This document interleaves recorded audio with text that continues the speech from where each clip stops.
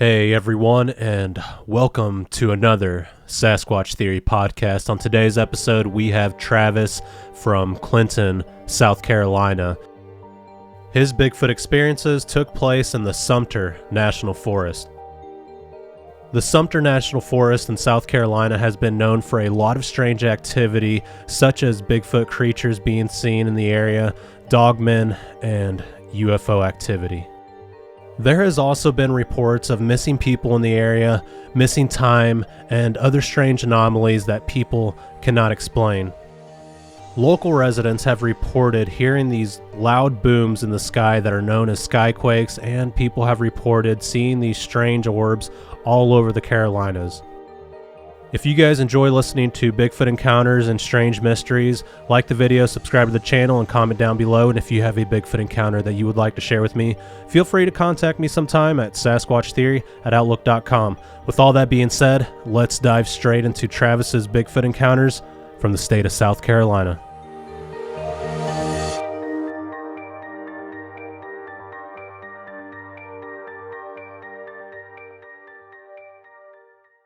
All right, Travis, welcome to Sasquatch Theory. How are you doing today?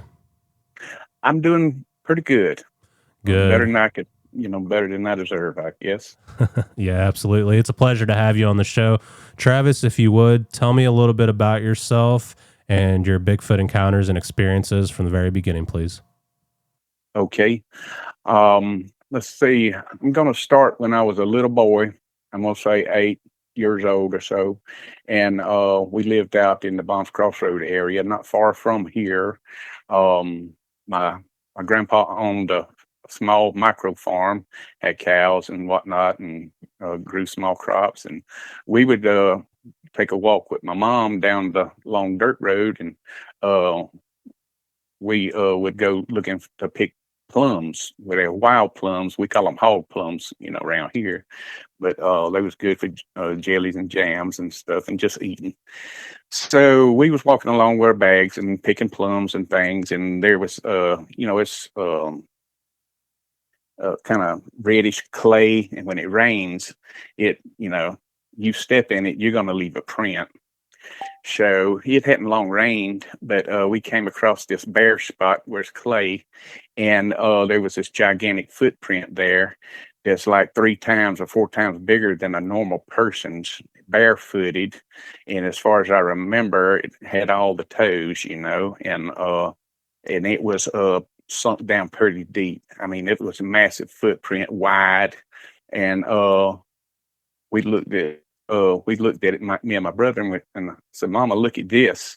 And she looked. She says, "Oh no, oh no," and all of a sudden she's looking around everywhere, looking through the bushes and stuff. And she said, "Boys, come on, let's go now." She said, "Don't run, just walk with me fast." And she walked us very fast back home. We went inside and locked the door, and she called my grandpa, and there's a old guy that farmed the place, the area out there, said, "Well, that's old so and so." I'm not gonna mention his name because probably got kinfolks, still around. But but of course, he had passed away years back. But he was like a big man, a mountain of a man. But he farmed barefooted pretty much, and so well, that's Mr. So and so. He's probably paying a visit. And Mama says, "No, Daddy, it's not funny. You need to go look at that. There's a creature or a giant out here. And so, it kind of started from there, and just little odd men things. And so let's go ahead and skip forward up to uh, more modern day. I got this property and bought this property back in around 1993, I believe, and been out here ever since. But when I first got the property and all, I had got off work one day and came in, and I was exhausted. And so the kids and the wife, they had went to see her mom and all the visits. So I had the place to myself. So it's total quiet, total, just quiet. And I just laid back in the lounge chair or whatever. And I was just letting my body calm down. And all of a sudden, boom, on the side of my mobile home. Uh, I'm assuming it was one of them, the hairy people, slapped the side of my mobile home so hard it knocked the pictures off of the wall and scared me. My reaction was, I was on my feet, not knowing what to do, scared, instantly started trembling. And I finally made my way to the window to look out. There was nothing, nobody, nothing out there. And that terrified me. And it also made, because it was a metal side and it made a dent into and when it slapped my mobile home, I mean, you can imagine so the mobile home was about 3 foot off of the ground, and it slapped and made that dent up toward the top, toward the roof. So it had to be 14 foot up to slap it like that, or at least a hand. So, and then, through the years, things happened and stuff, and we would hear knocks off in the distance. And back then, I didn't know what that was, I'm like, what is that? I hear a knock every once in a while. Well, we had what I call great woodpeckers, but we have the little tiny woodpeckers too. With the big woodpeckers, I mean, they sound like a jackhammer out there, and I know what they are. Plus the little woodpeckers. Well, this was not woodpeckers. This was like a knock, one knock, or a knock, knock. No more than two off in a distance through the woods before they clear cut all this over beside me. But it's growing up now again, of course, in pines. But so I thought that was strange, and stuff. And so time went on, rolled on. And I just had a feeling that, I was always being watched out here. I always kept my kids real close by. I wouldn't let them wander off and things. So this is in the earlier 2000s or late 90s. This incident happened. My brother and I was out. We had us like a little small bonfire, and we was out, having a beer, talking. No music or anything like that. My wife was inside, and she says, "I'll call you when supper's done. Y'all come in and eat." And when she says that, everything's shut down, fire put out, and you go in and eat, right? Well, we're standing out there, talking and stuff. And all of a sudden we started hearing grunts, growls, and roars across the pasture down into the woods. And it sounded like two of them going back and forth. And then all of a sudden they went to fighting down there. And when I'm talking about roaring, I am talking about something that is unearthly. I'm talking about you can mix the biggest bear, a lion, and maybe two or three other big giant roaring predators together, and it probably still wouldn't do it justice. They roared so loud at each other that you could feel the vibration in your chest from a ways away. We felt it just vibrate through our body. And it made us feel very small, terrified us, me and my brother. Well, they went to hitting each other and throwing, I'm assuming, throwing each other against trees, beating each other. And when they would beat on each other, it sounded like, I don't know, like a pistol going off, pow, pow, pow. And they were grunting and fighting and roaring and just tearing it up down there. Never heard anything like that in my life. It's like imagine two bull elephants down here in South Carolina fighting in the woods, except with a lot of roaring and everything, maybe. It's what it sounded like was going on in them woods. So we walked to the edge where the pasture to try to see or something, but we didn't have the lights and all, just moonlight. But we could see just from the moonlight and stuff, that some of the trees tops was shaking. And these were not great big giant trees. They was, smaller tree, but still, the tops of them, you could see them shimmering every once in a while with all that fighting going on down there. And my dogs, they never barked, never growled or anything. They just ran in front of our legs. and wouldn't let us go any further. And my dogs, actually started pushing us, like pushing us back. And so we moved on back. And then my sister got off of, we was out there so long. My sister got off work on her shift. She came out to hang out with us for a little bit, and we ran up to her car and says, "Amy, you got to come and hear this." And she ran over to where, to the spot where we were standing, and she said, "What is that down there?" I said, "There's two monsters down there. They're down there fighting." And that was unbelievable. I mean, I just can't put it in words how powerful, and like I said, the roaring, it just vibrated through our bodies and everything. And so let's fast forward a ways. I ended up in a divorce and everything like that, and I was out here by myself. And to get better reception, I walked outside back then. This is probably in '09, and I was talking to my mom on the phone. She just want to know how I'm doing, this and that, and I said, "I'm okay, Mama," and things. And all of a sudden, these rocks started coming in on me and landing 15 foot in front of me and rolling kind of up to me. But they was not big rocks. They was rocks maybe the size of a golf ball. And I have quartz out here. It's little quartz rocks that you can find here and there. And one landed, and I was just kind of dumbfounded. And I said, "Mama, a rock just landed in the yard." So I'm looking at the sky like raining rocks, And then another rock came. Then another rock came. But they never got close to me. It's always 15 foot or so away. And I said, "Mama, I got to go inside. Something's out here throwing rocks." And I knew for a fact it was just me on this property. Me only. I knew it. So I went inside. I stayed inside the rest of the evening. That never happened again. But so a few years later, we got this horse. Well, my brother, he had got the horse. It was a rescue horse, big old, tall, walking horse. I mean, he was a big rascal, and he was skin and bones. We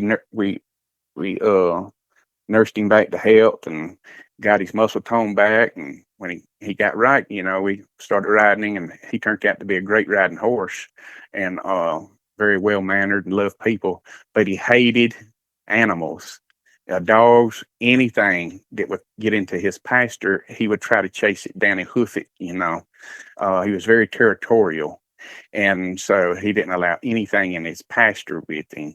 But like I said, he loved people though. But I'd get off of work, and I'd walk over to the gate, and I'd call for him. "Jeb, come here, boy," and you hear him hoof, boom, boom, boom, boom. Here he come running, because he knew he was going to get a brushing, his feet checked, and get fed and stuff, just food with, And so that was a routine for us. And then one day, it was a weekend. I got up like on a Saturday morning or so. I walked out just to go check on him and see about him, and called for him, and he didn't come. And so this is strange, So I walked into the pasture, and I walked out to the backside and all, and there he lay dead in the middle of that lot. And what I seen was unbelievable. I didn't understand it. My mind couldn't comprehend it. And my uncle and them that helped me burying with the backhoe, they didn't understand it either. But from what I know now, something had grabbed him around the neck, and I got more of this story to tell you too, because it's going to blow your mind. Because it blew my mind. Something had appeared to grab him around his neck, and then they go round and around and around in circles, and he plowed up the ground in a circle with his hooves, fighting with it or trying to get loose from it, but he couldn't get loose from it.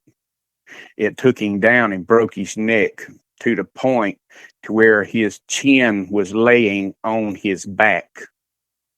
His neck was completely, his neck was broken. The vertebrae just severed, and his chin was laying on his back. It was so unnatural and horrifying to see. And it was hard to deal with, of course. So I told, everybody, I said, this is not right. Something's wrong here. Something's wrong. And they tell me, it's just, oh, well, we don't know what happened either. And all, you just need to let it go. Things happen. And I never could let it go. And so years rolled on and all, and I never could let it go. It would come to my mind every once in a while. And then all of a sudden, it seemed like my mind was released, or something released my mind and opened it up to where I knew exactly what happened to the horse. It was almost like I was seeing through the creature's eyes. And what had happened was the creature crossed the fence first, went into the pasture, and then he calls for his family to cross through the pasture to get to the woods. And the horse caught him midway, and he was charging. And the creature, I'm assuming he's the big papa, grabs the horse. The family unit runs into the woods, and he fights the horse. And the struggle lasted, I don't know, it was a good while. And then he takes the horse down, and he don't stop until he brings the horse's head all the way over and breaks his neck. And he never got off of the horse until the horse stopped moving and breathing altogether. That's the only time he released the horse, and he got up and he headed to the woods. And that's when, I didn't see through his eyes anymore. It's one of the strangest things I've ever experienced in my life for that to happen. I don't know if it's I got to see through his eyes and got the truth like that, or if I was granted that, or it's a vision. I'm not sure. But that's what happened to that horse. He killed our horse in self-defense of his family. And I'm not mad at him for that, or them. And so, and then here a year or two ago, I have a big fig tree down on the backside. And we would go down and pick the figs, there's like, natural candy to us. And my uncle and my son, and my uncle says, hey, let's go check on the figs and see if they're ready. Okay. So we got us a little plastic grocery bag and headed down there. 1 or 2 more days, they're going to be just right, So a day or so went by, 2 days. We said, let's go get some figs. They got to be ready. We went back down. The whole fig tree, it was loaded with figs. The whole tree from top to bottom was stripped of the figs. No figs whatsoever. Only one fig left on it. And around the tree, around the base of the tree, was padded flat. There was no hoof marks. This just padded flat, like a bunch of barefooted people walking round and round and round and round it. Padded flat. And we had not been trimming around that tree and all. It's just natural, weeds, fescue, whatever, growed up around it. But it was padded flat. And I told my uncle, I said, this family Bigfoot's coming, took all the figs. He said, get out of here. It's probably a flock of birds. I says, no. I said, if it was a flock of birds, I said, they would peck at it and leave ragged ends where the fig hooks to the limb. It'd be ragged. And I said, this was plucked by hand cleanly. And he said, well, you do have a point there, but I'm sticking with birds. I said, okay, suit yourself. I know what got them, and I don't blame them. And it's almost like they knew exactly when the figs were going to be ready too. And then a couple of, and since then, when the figs would come in, we never could beat them to the figs. They'd always get them. So I don't even worry about the fig tree. But yeah, and also a year or two ago or so, my son and his friend, by then they were teenagers, and so they was, as long as they're not by themselves, I'd let them wander out there, and look and everything. They love the woods and things. They come running up and says, "Daddy, you got to come and see this." I said, "What is it?" Because my son had been watching the shows too, and different shows, how they make structures and stuff. He said, "You got to come see this." I said, "What is it?" He says, "They done built something down there." I said, "What are you talking about?" He said, "They have built something down there. You got to come see." I said, "All right."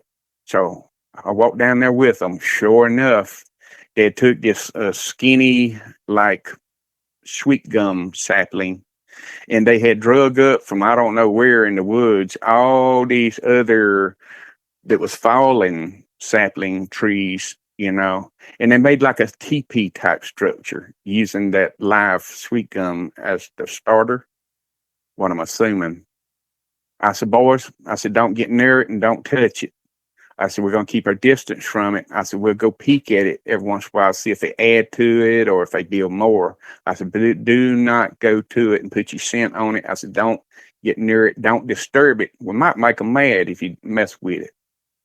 And they feel comfortable enough to build something that close to us, because I really feel this, that if after a person lives at a place so a certain amount of time, that they know the people better than the people know them. They get to know you and they get comfortable with you. See? And I have not actually seen one myself. But all these experiences I've had, there's no doubt that they're real. I just know they are. I mean, it's just become normal to me. I accept it, and they've always been around. Well, so my son and his friend and myself, we took and drove a little pickup down to the backside, and we set up some targets, and we thought we'd just do a little 22 plinking. And so we was doing that, having a pretty good time. And when it goes time to check targets, guns down, safe and everything. And two of us go down, reset targets, check our scores and whatnot. Well, my son went down this time, and I was looking at him down there working with the targets. And when he got done with it, he stood back up and he turned and he looked and his mouth fell open and he kind of turned pale looking. And at first I thought he was looking at me. I said, "Zane, what is it?" And he didn't answer me, but he was not looking at me. He was looking past me, and he just froze there. I said, "Oh no." I said, "There's something behind me." And he's froze. I mean, that was like an instinct that comes to you. And I spun around, there was nothing there. And when I turned back to speak to my son, he had done crossed that distance so fast, and I didn't even hear him. He was in my face, and he says, "There was a Bigfoot right behind you standing there." I said, "You're kidding me." He said, "No." He says, "She was standing right behind you, standing there looking at you, straight at you." And it says that she didn't look happy either with the look on her face. I said, "What?" I said, "How you know it's a woman?" He put his hands up and kind of motioned like breasts. He says, "I know it was a woman Bigfoot." I said, "What color was it?" He says, "Brown, but had a lot of gray." And I thought, well, this is an elder Bigfoot. Maybe she's an elder. And he said, before I turned to look behind me, she had stepped into a few little jack pines and just instantly disappeared just like that. As soon as she made contact with them little short jack pines, she just disappeared. just vanished in the thin air. And he she was close enough because there are 22 targets. Maybe we're 15 to 20 yards or so, uh, and he could see the color of her eyes. And I tried to get him to explain to me what color was her eyes. He said, "I don't know how to say it. It's not gold. It's So I start pulling up different animals' eyes, and the closest thing I got is a crimson yellow eyes of a gorilla. Um, that's kind of goldish, and but yeah. So, but these are not gorillas though. They just have traits. Their eyes, I think, is made to see in the dark as good as we can see in the daytime. And I believe that's the reason their eyes are the way they are. And but she she stood because so with the little jack pine she stepped into, we had a reference and all. But first of all, let me just tell you, we just packed up our stuff and we just eased on back to the house, because we didn't want no part of anything like that. We had to get ourselves together, because what he told me and what he's seen, he was shook up and he was shaking, you know, and we packed up and his friend didn't see her either because he was over taking him a wee against a fence line, had his back to everything. And but when he come walking back over, he said, "What's going on?" And we told him, says, just get your stuff, put it in the back of the truck. Let's get in the truck. Let's go to the house. We'll talk about it. And so it took us a day or two. We finally got the nerve up to go back down there cautiously. And then I stood beside the pine that, or the few little pines there that she stepped into. And I says, was she as tall as me? He says, no, a little taller. And I stand 5'9". And by the time he said, I raised my hand up, next to the pine tree. I'm guessing by the time I raised my hand up and he stopped me, 6.5 to 7 foot at the most. That was about how tall he said she was. And said that she didn't have super long hair either. It was just well kind of groomed, and it was even just a full coating of hair. But he said that she did not have a happy look on her face, and her skin was not black, but a dark shade of gray. Uh, it didn't shine.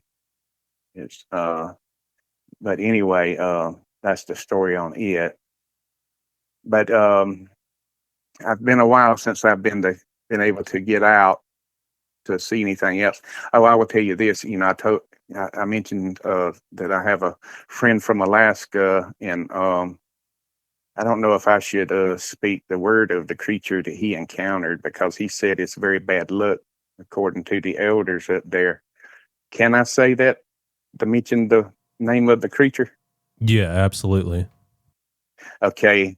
What it means in either Tlingit or Athabascan is otter man, but it's the Kushtaka. He had an experience with an Kushtaka in Alaska. That's what started him on his quest for the truth. And when he moved down here because he married a Clinton girl, and she wanted to stay home. He moved from Alaska here, and me and him, got together. And he found out that my experiences and all. That's when he opened up to me, and he actually joined the BFRO, and got in touch with researchers. But he's not real keen on their practices, or their techniques. I must say, kind of, but So I invited him out. I says, I know how to get them to come around if you want to have an experience with them. And he said, how's that? I said, well, what we'll do, we'll go to the backside down there.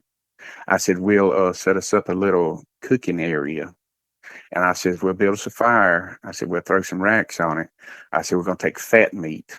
I said, and we're going to gently cook it and let the grease fall into the fire. I said, and that smoke is going to travel and go down the ridge and cross through the woods.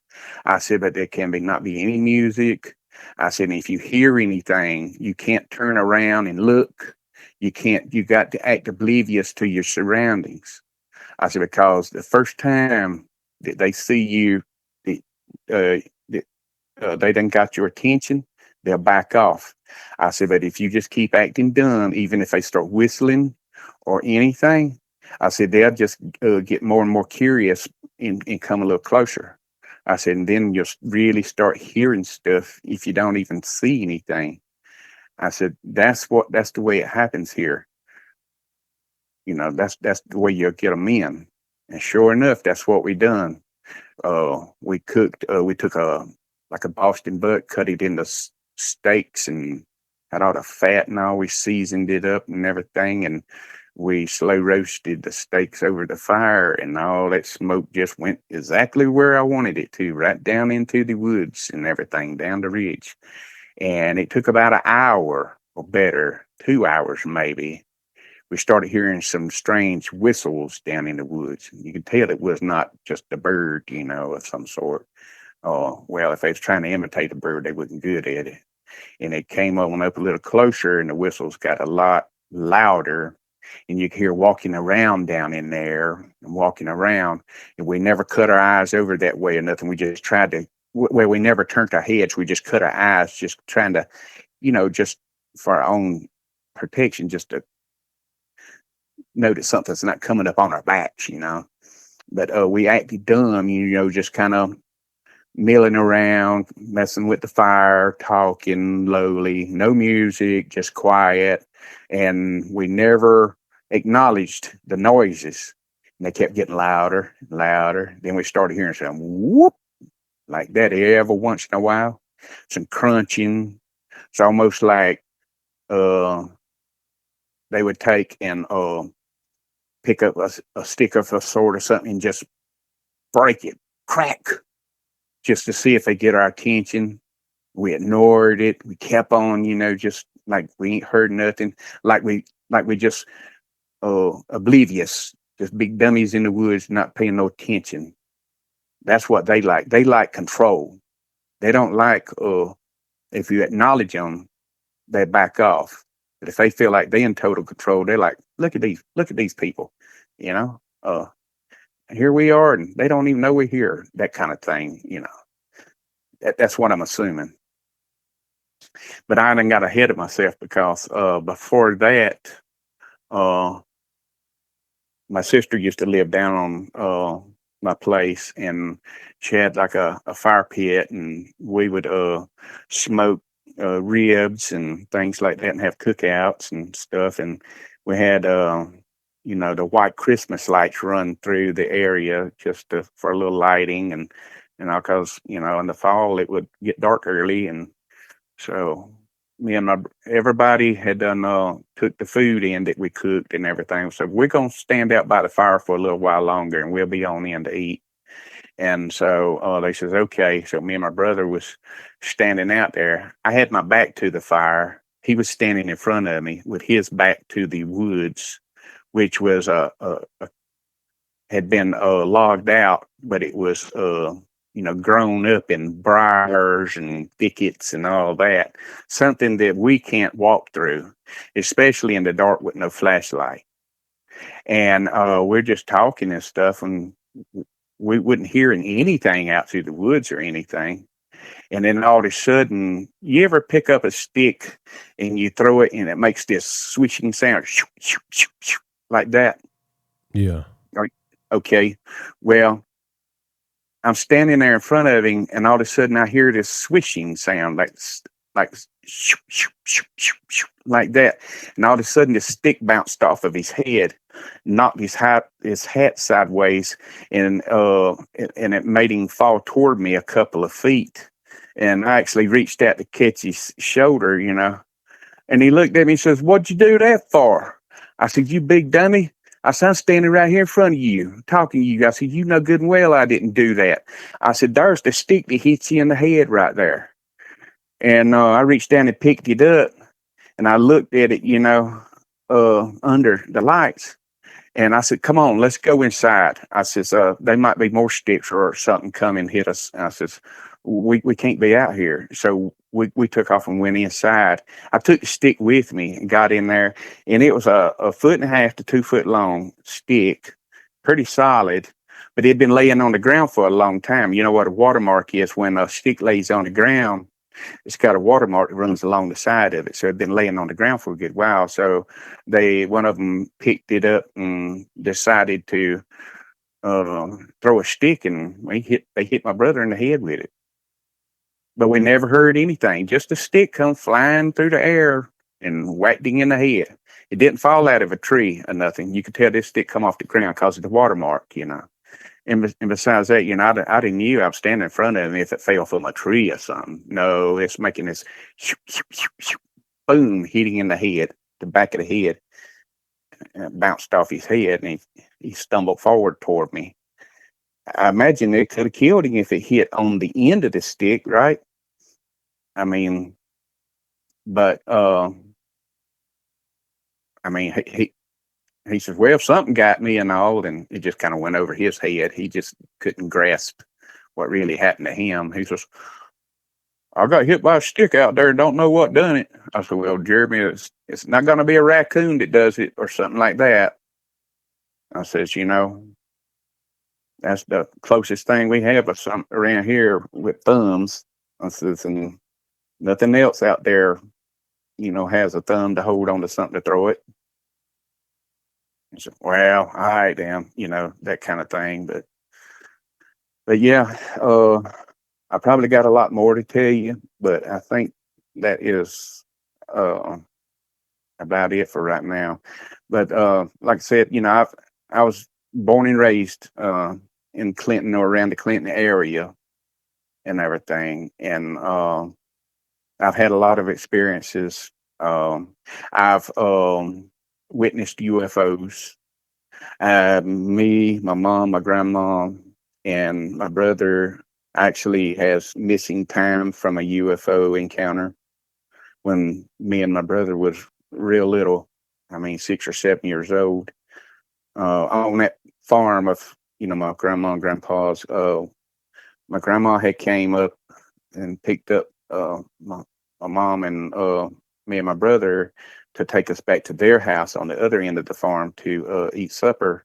And so she pulled up, we get in her car, and we're heading back down the dirt road to their house. The pasture's over to the left, and up in the pasture, hovering above it, is like a cigar shaped type of craft, and it was big too, and had lights all down it, like yellow lights.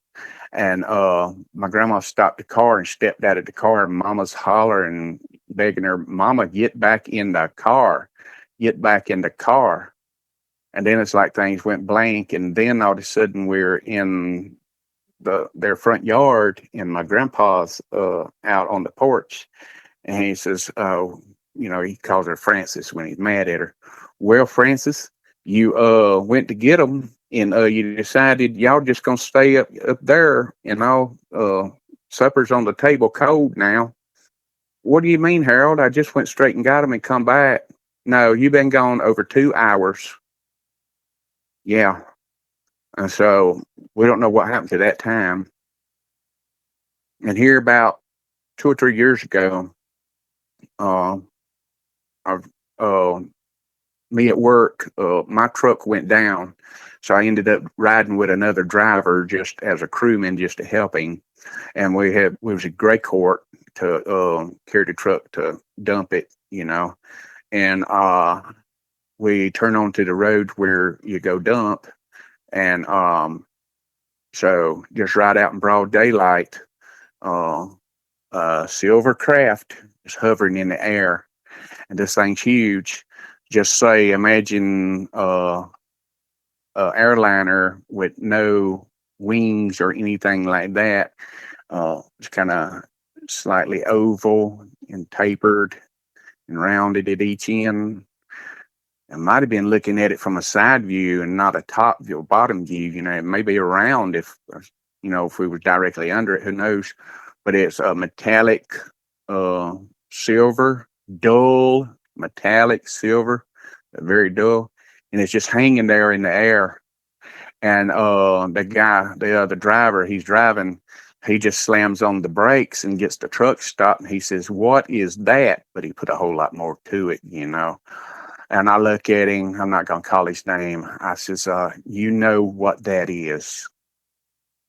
I said, "You don't have to ask what that is." I said, "You know what that is." Because I've always been picked on because I've never hid what I believe. And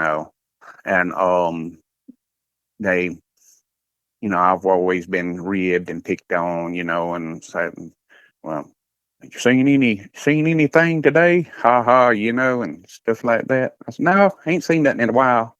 But so we get the truck dumped and everything like that, and we're heading uh back to town to go back to work. He's over there with both hands on the wheel, and he's kind of hunched over, and he's deep in thought. And uh, I said, "Hey," I said, "You okay?" He said, "No, I'm not okay." I said, "Why not?" He says, "Do you understand what just happened to me?" I said, "Yeah, same thing that happened to me." He said, "Do you understand that my perception of the world has changed in an instant?" I said, "So you really didn't believe before this, did you?" He said, "No, I didn't." He said, "Do you know what that does to somebody like me?" I said, "Well, you just gonna have to get a grip." I said, "Because it's real." He said, "But I'm having a hard time right now." I said, "Well," I said, "just hang in there. You'll be all right." I said, "Might not be the last time you see something, you know." But now, I mean, my experiences like that, and with the um, Bigfoot or hairy peoples, um, I mean, it's just I've had experience after experience and all. I just wanted to, for now, to get the main things to you, but they're very real. This UFO stuff is real. I have seen orbs out here flying over my house too, and that they would move very slow, just at treetop level, very slowly, no sound or anything, be big as a basketball, and just moving over the treetops, just kind of like they're almost like they're looking for something or something like that. And I one night, because I went outside for something and it was dark, and I seen one and I watched it for a few seconds. I said, "I'm gonna get my wife to come out, I'm gonna get her to come out and watch it with me." And she knows the experiences that I've had and things like that and stuff. I went in, I said, "Come on out here." I said, "I want you to watch something with me." She said, "What is it?" I said, "There's a red ball up over the tree, right above the trees." I said, "It's just moving around out there and all." She said, "No, I'm not going out there." She said, "I don't want to see it." I said, "Why not?" I said, "I don't think it's going to come after us." I said, "Just come outside and watch it with me." I just wanted somebody with me to see it too, and she wouldn't. So I went back outside and watched it, and it hung around for 4 or 5 minutes, and then it just kind of eased on off and disappeared. I mean, it's been just lots of things like that. Yeah, that's an extraordinary account that you shared with me. And I can't imagine how this made you feel and how this changed your perception to life itself. How did your mother and grandfather respond to those early signs? Did they ever share their own experiences or beliefs with you? My grandpa, he's the type of man that he's career military, and he knowed a lot. He's passed on many years now, but he was career military. He was World War II and Korean War, and he finished out his career on Edwards Air Force Base in California. He had like top secret clearance and everything like that, and he dealt with a lot of things that they won't let us know about. And he died with it. He never would because he was sworn to secrecy. And I asked him questions and all. He says, "I can't tell you, but one day you'll know." He said, "It's coming." I asked him that back when I was a teenager. I never could get anything out of him, but he he just like the paranormal stuff and things like that. He'd find a way to get out of the conversation and dodge it. But my mom, on the other hand, with her experiences and everything and stuff, I mean, she's an experiencer too. She's very open, communicating with me. My sister's open minded, but she tries to kind of, I think she tries to block it out to, I think she thinks she's protecting herself by blocking it out. But my mom, me and her communicate all the time about the different things that's happened and happens and all kinds of stuff. Yes. And my grandmother, grandma, she's, well, I mean, with her experiences and everything and all, she was open-minded too, and talking. But, it's like part of your family is like, nah, I don't want to talk about it, or they poo-poo it or something. The other part is right there with you, supporting you because they know they've experienced. Um, for instance, as far as the way people do you and the way they are, I was working. This is early '90s. I was working in security. I was a security guard under a U.S. postal contract. It was pretty strict, and all. And back then, I used to smoke back then. I don't now, but so I walked out onto the smoking patio, had me a few minutes, you know, anyway, I walked out there and lit up a smoke, and the maintenance supervisor, which I knew very well, he's actually a neighbor down the road from me on 72 here.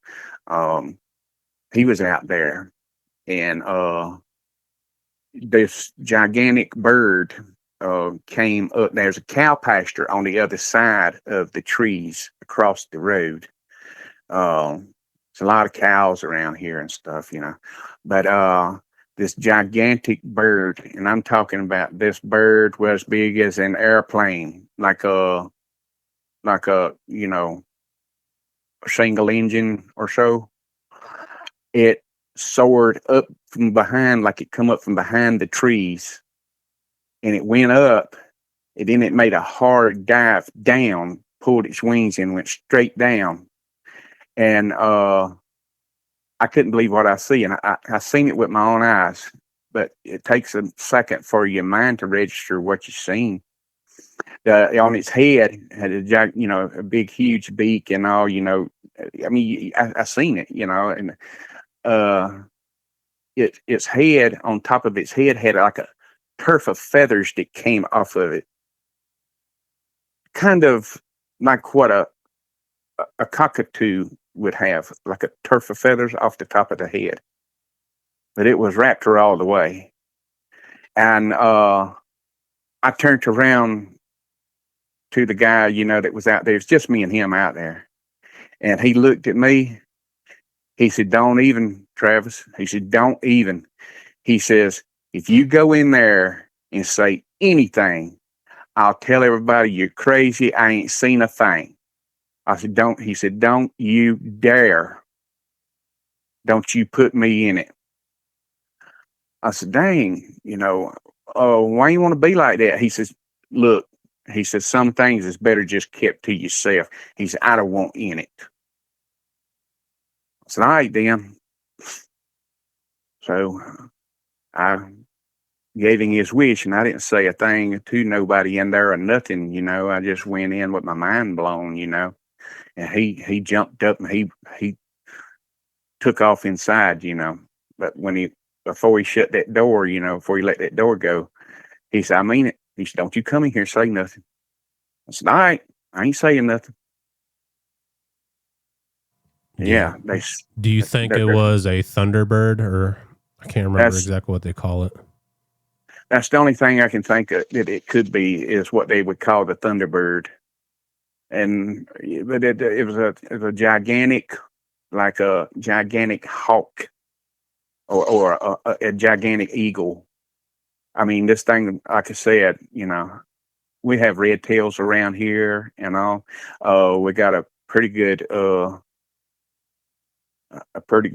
thing of bald eagles that hang around Greenwood Lake now. They make it their home. I've seen them up close too, seen them far off.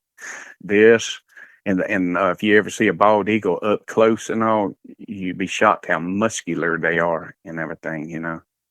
But anyway, this thing was, like I said, it was big as an airplane, like the small one-engine airplane, every bit as big of it. And I just wonder when it made that dive back down on the other side of them trees in that cow pasture, if it went after a calf or something or another. It's definitely big enough to tote a person off if it wanted to. Yeah, absolutely. That's incredible. And it was a lot bigger than a bald eagle or, let's say, a vulture, correct? Oh, absolutely. I mean, it was like, let me trying to think. A lot bigger. I mean, this thing was enormous. I mean, um, 25, 30 foot wingspan or better. Um, it would make, let's see, you take a little tiny hummingbird and set it next to a crow. It'd make like if the bald eagle was the little hummingbird and the crow was the giant that I seen. You see the difference there? Yeah, Did that, absolutely. did, That's did that, extremely large. Too large to yes, be any known predator. yes. And Okay. I don't understand why other people hadn't seen them. More people hadn't seen it. I don't. Maybe it flies in and out of dimensions. Yeah, that was kind of my thoughts as well. And it makes you wonder if there's like portals in the area. You've seen this cigar shaped UFO or multiple UFOs. You've had Bigfoot activity in the area and you've seen other strange things that can't be explained. And the Native Americans talked about these phenomenons. And I believe that there are other worlds within our own world. And that could be a reason why we don't find them, why we don't find bones or bodies. And yeah, it really makes you wonder. In 1996, something hit your mobile home with incredible force. What were the moments leading up to that incident and following the impact? Um, like I said, we had been living out here on the property for a while, and there was just like some strangeness going on out here, and hearing things, hearing voices, um, and things like that. Um, Me and my daughter was outside one morning. I got off work actually in security off a third shift, and I came home and she was already up. It's the weekend, and she met me outside, and me and her was just spending a little time outside because it was nice. And we heard her mom start calling her name, and she she yelled back, says, "Mama, I'm over here with Daddy." And no reply. And then her name was called again, sound just like my wife. And I says, "She's over here with me." There was no response. I said, "Let's go in, man, to see what's going on." She must not could hear us reply. we walked in, and she was sitting in her favorite chair, sitting there peeling a lemon. I said, "Why did you come outside and call Amanda for?" I said, "We answered you." And she says, "I hadn't moved from here." I mean, she was sitting there with her plate and everything. She says, "I hadn't been outside." I said, "Really?" She said, "No." And so, it was just strangeness and odd things like that up to that point. And like I said, I'd done changed jobs, so I was on a day job, and the work was pretty demanding. I kept up I supplied a whole department, with what they needed, boxes and things like that. But I said, when the trailer got slapped, but when I got home that day, I knew they was going, visiting. I says, "Oh yeah," I said, "I got the place to myself. I'm fixing to kick back and take it easy." And I hadn't kicked back for 10, 15 minutes. I forget what I had said, sitting in that chair, and it was, it was loud. At first I thought a tree limb had come and fell on the place, made me jump out of that chair, and it scared me. And the pictures got knocked off the wall, and I went and looked at, like I said, I checked out the windows looking out, didn't see anything. And I finally, I went down the hall, went out the door, and got to looking for a limb or anything like that. And that's when I seen the dent up toward the top and everything, but there was nothing in sight to see. And that's when I knew. I said, "This is a creature of a sort that come and slapped it, and it knew I was there." And yeah, that was terrifying. Yeah, absolutely. You described hearing two creatures fighting in the woods. Can you go into more detail about what you heard and felt that night? Yeah, I'll try to.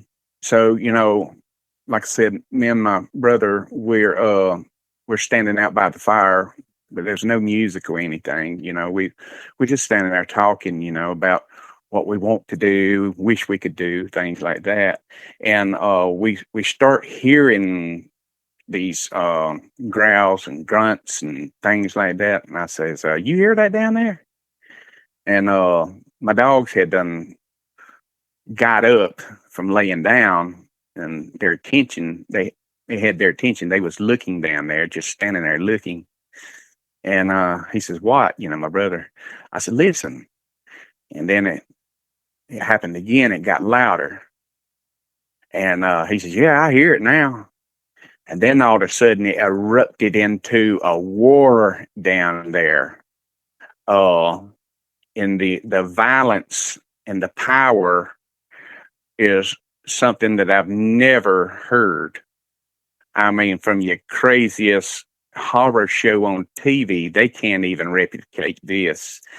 They was at least two of them down there roaring, screaming, beating each other, throwing each other, and the roaring would vibrate through your chest.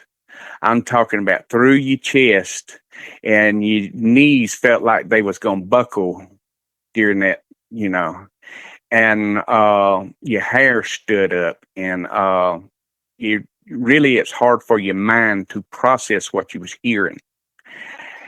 And it was unbelievable. It's like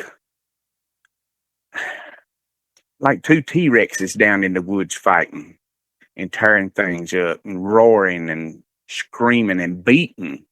And the beating part of it, the way they had to be hitting each other, you could tell that the hits was connecting with flesh.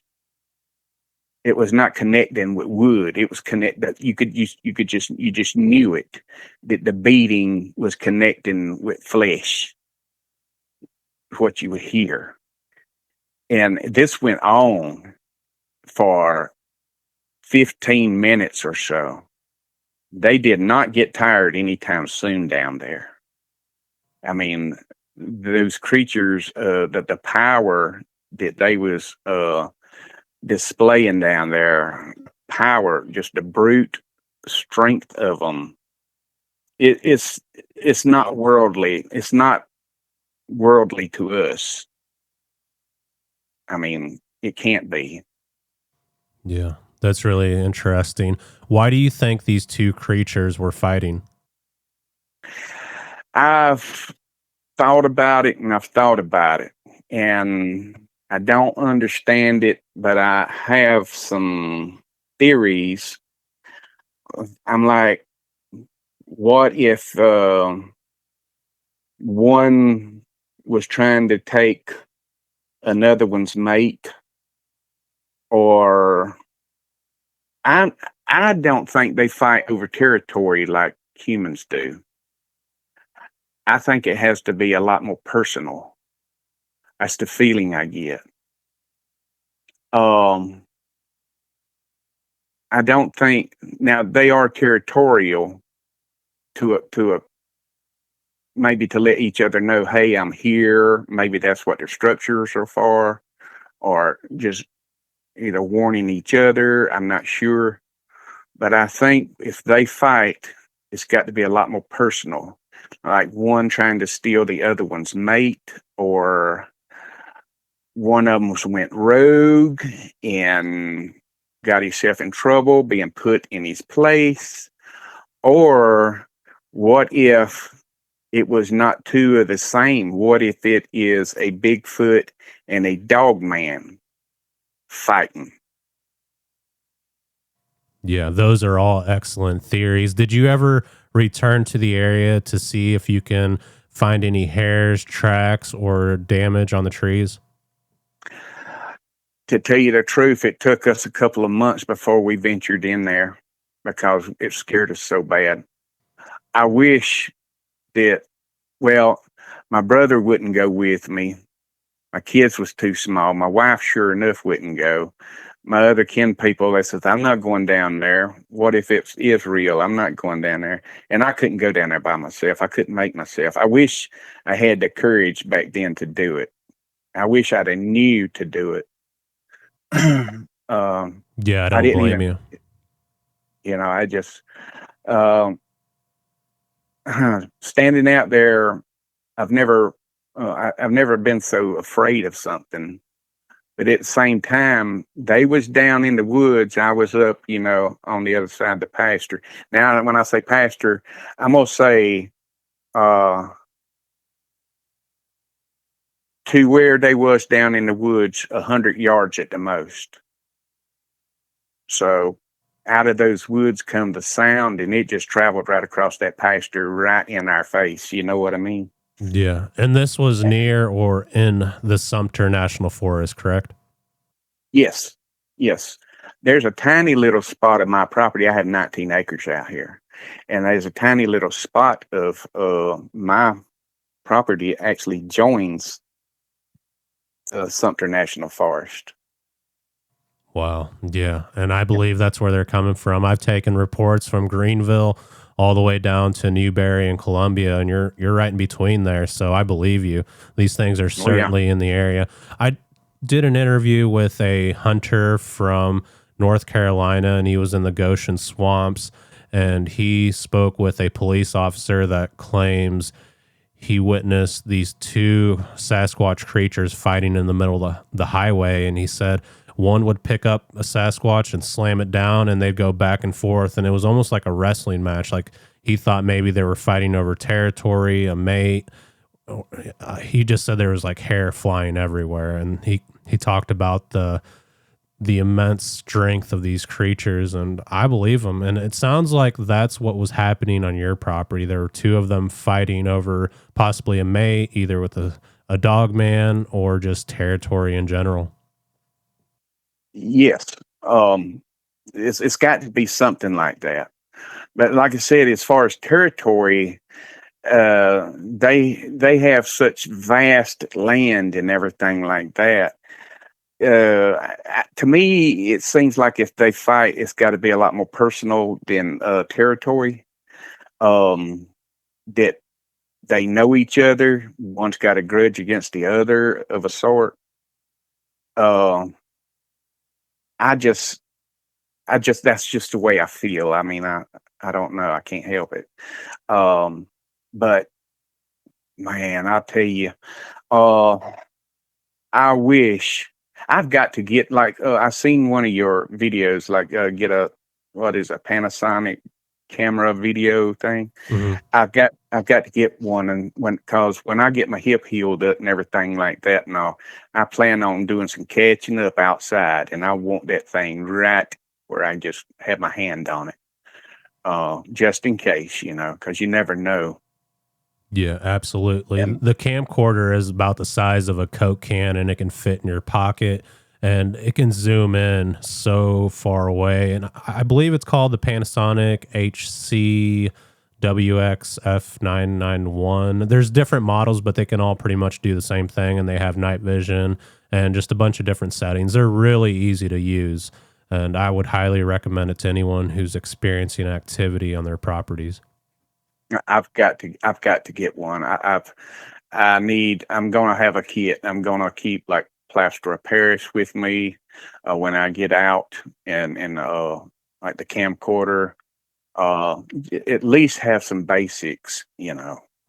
Yeah, Um, any I've camcorder will do, whether you buy like a Sony, a Canon, a Panasonic, and yeah, definitely have some plaster of Paris and buy an audio recorder like an Olympus or a Zoom audio recorder. They're about 80 to $100, and they're well worth it okay. because you never know if you'll experience some type of vocalizations that are ongoing, and you might get the next Sierra Sounds or St. Louis County, Minnesota vocalizations. In case you haven't heard those are on YouTube, and they're amazing, and it just sounds like something huge and prehistoric. And yeah, your description of these things fighting, like Jurassic Park, like two T-Rexes down there, I can definitely Yeah. relate. And that's what it's like when you experience one of these cryptid creatures. It's not a deer, a wolf, or someone out there playing a prank. Like it's something much Oh, bigger. And you described it like two giant elephants fighting in the woods.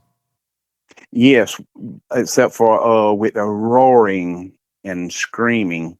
I'm telling you, these things, it just didn't sound earthly in the sound, how loud, tremendously loud. I mean, it's unreal. It's Imagine all these terrifying roars and everything coming out of, I don't know, concert speakers or something, or better. Yeah. Um, And you could see like the tops of the trees moving and you could hear yeah, branches breaking. I could, because it was a well lit night from the moon. It was a full moon, so it gave, we could see dimly across the pasture. You could make out the trees, and with the moonlight on the leaves of the trees at the top, you could see them shimmering back and forth, and you could hear the trees, and they was using the trees against each other. You know, they. I mean, I'm sure they uh, was throwing each other into the trees and everything. They had to be hurting each other Yeah. badly.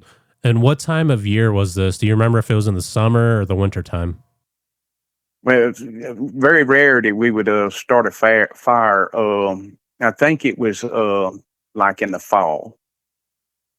You know. Yeah, I think that's when they start breeding. That's what I theorize, that they breed in the fall, and maybe they were fighting over a mate. They may have been, more personal like. Yeah, I say that because I encountered a juvenile Sasquatch and he was just a little guy, and this was in July. So my theory was he was only a couple months old. So that means he was born in the spring. So that means they possibly bred in the fall time. Okay.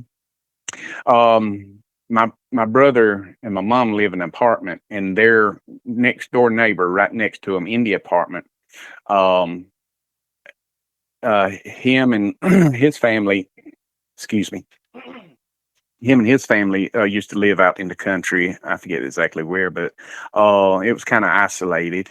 And so him and his brother was out and everything out in the yard and all. And they looked down the dirt road, and there was a family unit came out, and they didn't even recognize and see the kids up there. they was just out doing their thing in the road down there, down the dirt road. And he said that there was a couple of females in the group, and each one of them had a baby on their back. Wow.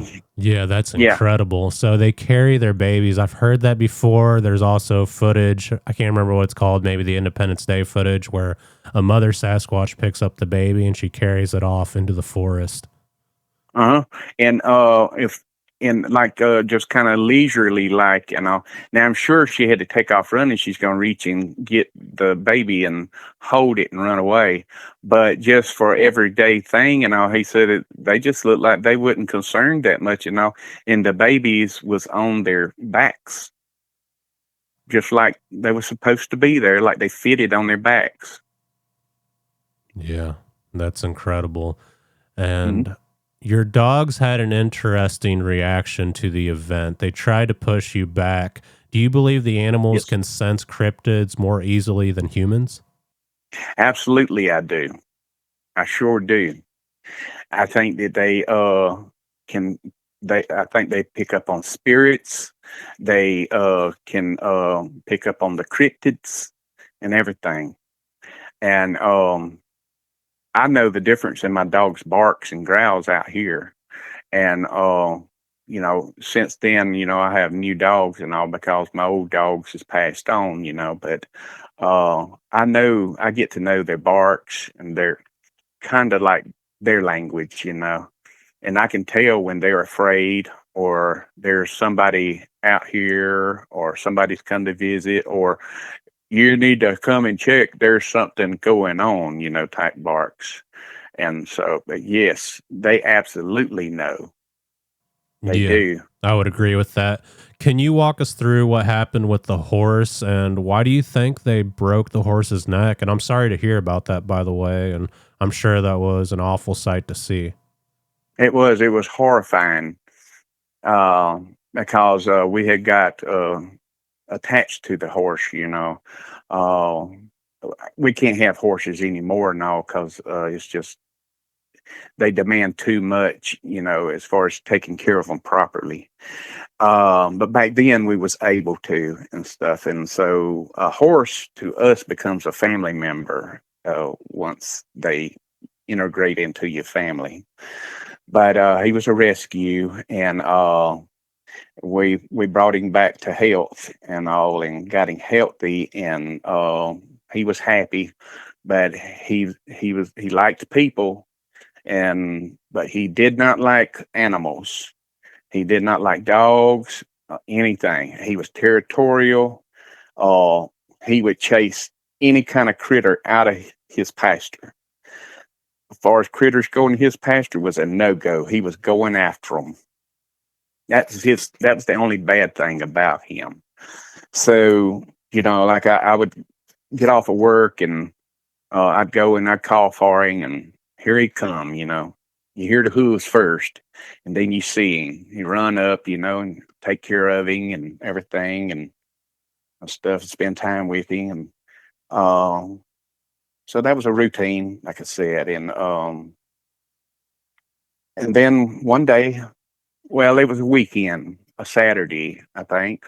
Saturday morning, I got up and did my Saturday morning thing, coffee, and I said, going out to see old Jeb, see what he's up to, and walked out there, called for him, expecting him to come trotting up.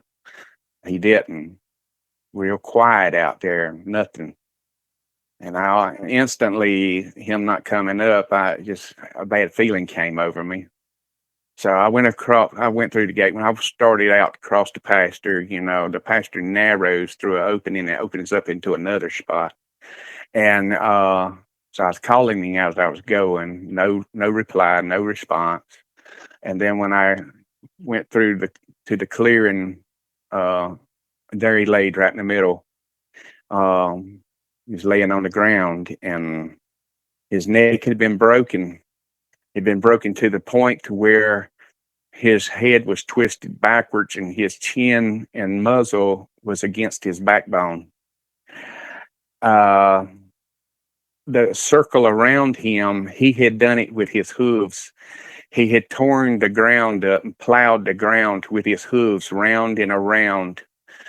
And it's like something had him by his neck and carried him around and around. And I tried to tell my kinfolks and people, I said, look at this. This is not right. This is unnatural. I said, his legs are not tangled in anything for this to happen. He's not tangled. There's nothing around him. It's just plowed up dirt in a circle here, and his neck is broke. Well, we don't know what to say, Travis. Let's just get him buried and stuff. And so we buried him and everything. He was taken, gone, and mm, so years went by. I never could let it go, and all. I never could. It always ran across my mind. And then all of a sudden, it's like, I don't know if it was a vision. One night before I went to sleep, I know I was not asleep. I don't know if it's like a vision or I finally was allowed to know what happened to him. It's like I seen through the creature's eyes as it happened. The creature went into the pasture first, kind of like checking to see if it's okay.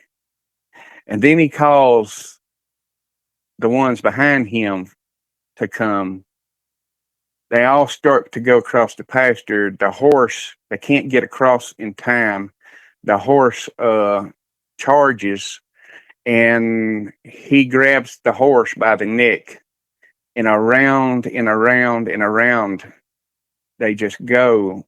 And he finally, after like a long time, he takes the horse down, and he takes the horse by the head and holding it by the neck and twists his head until everything crushes and pops. And he just holds it like that until he stops kicking or breathing or anything or moving. That's when he raised up off of the horse and started walking to the woods his own self. And that's when I came out of whatever the vision, the trance, or whatever that allowed me to see that through the creature's eyes. Wow. That is supernatural in itself for me to be able to, because see, it was not like I was standing back watching it. It was like I was the creature, but I had no control. I just seen through his eyes. Yeah, that's definitely supernatural to have a vision like that. Do you think the Sasquatch caused the vision, or possibly the supernatural as far as like God or anything like that? I've thought about that too. I God controls everything and is in charge of everything, but there's also these creatures have abilities that we don't understand, and I believe they can put a mental block on you. I believe that they can control what you remember sometimes. I believe a lot of things like that about them. I believe I was blocked from knowing the truth for years up until they decided to take the block off of me. I know this sounds maybe weird, but I believe once they have a connection to you, there is some sort of mental connection there that we may not even know of, but they're very aware of it. Like I said, we may not know them, but they know us very well. Yeah, I agree. A lot of people attribute the Sasquatch to primate creatures, but there's certainly something supernatural about them. Yes, it is. They know us very well, a whole lot better than we know them. They also, I truly believe this, that they read people. They can read people. They know who would be aggressive toward them, who would be docile toward them. They know what's in people's hearts. I've never been harmed by them. My brother got whacked with a stick, and I think it might have been juveniles having fun with him or something, or us. And I think they was picking on me during a hard time, with my emotions. When I was standing outside talking to my mom when the rocks, they never tried to hit me with the rock. The rocks just bounced and kind of rolled toward me. I mean, if I believe they could hit me with the rocks if they wanted to, but they didn't. And I believe the slap on my trailer at that time when I first come out here, that's like, hey buddy, uh, you're new out here and we're here kind of thing or something. And with the horse, I just believed that he was defending his family. I mean, think what 14, 1,500 pound horse could do to one of their little ones or something. You know, Hmm. Yeah, absolutely. Your son found a teepee-like structure near the property. Why do you think they created this structure, and why do you think it was so close to the property and not super deep out in the forest? uh, my thoughts is on that is it's kind of like not only communicating with each other, but I think the ones out there that know me, or know us, me, my son, and all, uh, because at the time, during that time, it was just me and him living out here. Um, I think they was just saying, they put it there to say, hey, we're still around, we're here, Yeah, they you were know. certainly communicating something, and the teepee structure is very interesting. People find them all over North America, and I don't think it's like a home for them. I think it's more of a message they're communicating, and there's something more complex behind it all. It is. And there's no way that a storm or wind can make this. It is just too. Too I mean, geometrical. yes, yes, Hmm. absolutely. I mean, it was shocking. Look, if my son and his friend tried to play a joke on me, or something, I would have seen right through what they would have tried to build. It would have not been anything like this. It's been so long since I've been down there because I told them, I said, do not touch it, don't get near it. I said, we're just going to take a peek at it from a distance every once in a while. We're going to watch it because it means something. I believe it may be the message is for some of the others that may be coming or going, but I believe it's a message for us too, of sort. And I just don't know exactly what it is. Yeah, and was the teepee structure closer to the power line strip on the property, or was it more in the deeper woods? Mhm. It's there's an old road bed next to an old fence, old farm, barbed wire, dilapidated fence. There's small pasture on the other side of the fence, but on the right side, it is woods. And it's right there in a little small clearing right next to the woods, just off of the roadbed. And from where I'm sitting in my mobile home right now, I'm going to estimate 150 yards away from where I am in my mobile home. Yeah, that's how close they came up and did it. Yeah, it's wild to think that they do these things out in the open, such as hitting the mobile home and knocking the photos off the walls. And it's just crazy to think there it was out in the open, and when you go and look, there's nothing around, but you know that something was there because you heard it, you seen their sign that they left behind, and it just seems like they know us better than we know ourselves, and they choose certain people, and they have this sense about them, and they just know, they have a knowing. It really does Y- seem like that. yes, they're comfortable out here. because I would never shoot one. I mean, I would never harass one or anything. Um, the worst thing I would do is probably just freeze and be in awe, you know, and try to figure it out. I think they know that. They know us out here. They don't feel threatened. They feel comfortable out here. Yeah, absolutely. The sighting of the female Sasquatch sounds intense. Can you describe how that moment unfolded and why do you think this creature was following you and why your son was able to lay eyes on it? Well, like we went down in to do just a little bit of plinking with the 22s. We hadn't done it in a long time, and so we'd have our little shooting sessions or competition, and then it would be guns safe, guns down, hands off, check targets and everything. But I'm getting ahead of myself. I believe maybe uh surely us driving down in the truck, that woman or female Bigfoot, she would have had time to just be gone just hearing the truck coming. I don't know why it's woody, this little patches of woods, jack pines, little hiding spots when you go through that opening to get to that backside back there.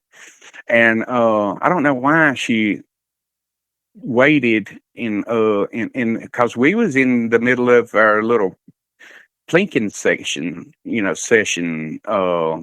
just having fun with target, and like I said, so I mean, why did she show herself and stand there and stare at me?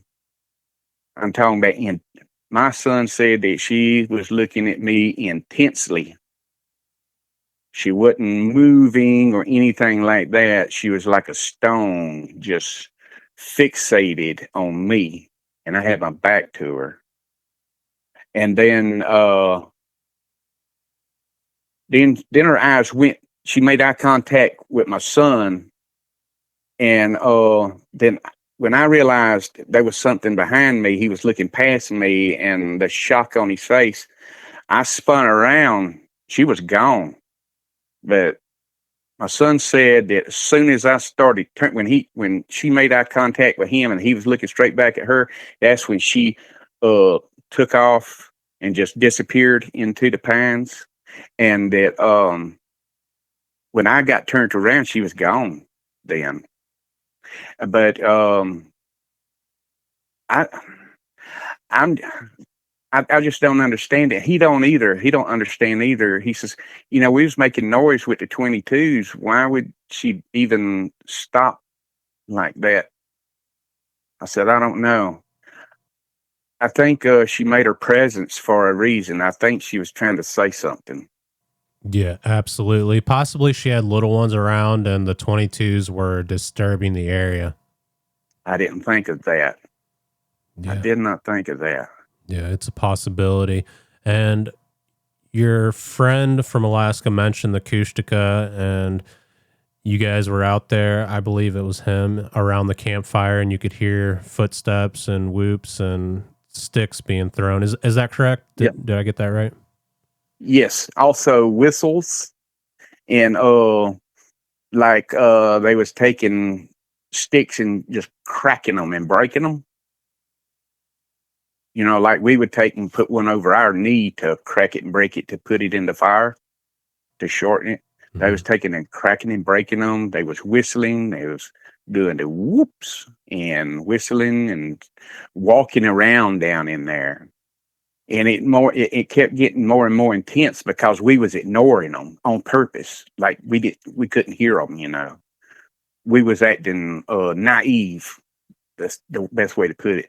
I said, we got to go down there. I said, we got to act naive to our surroundings. I says, because if we acknowledge them, they're going to back up. I knew they would. So we did what we said we was going to do, and it got more and more intense to the point to where my friend and myself and my son and I said, so let's pack up and leave, because it just got too intense. It just, you know, it just got, they got a little too close, it unnerved us. We lost our nerve.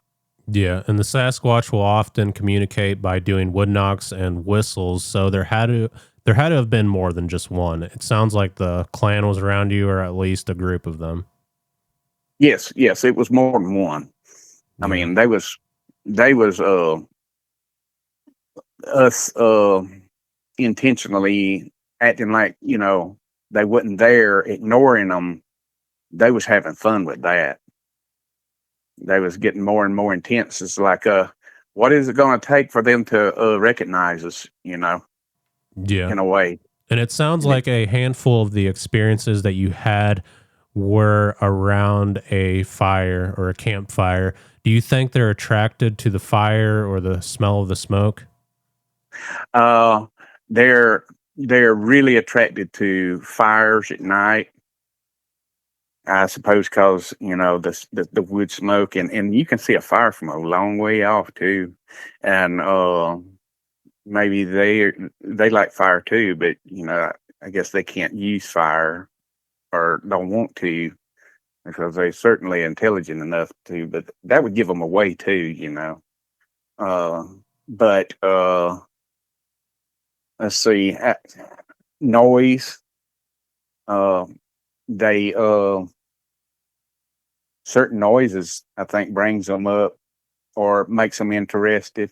I was out here, a pecan limb came down out of one of my trees.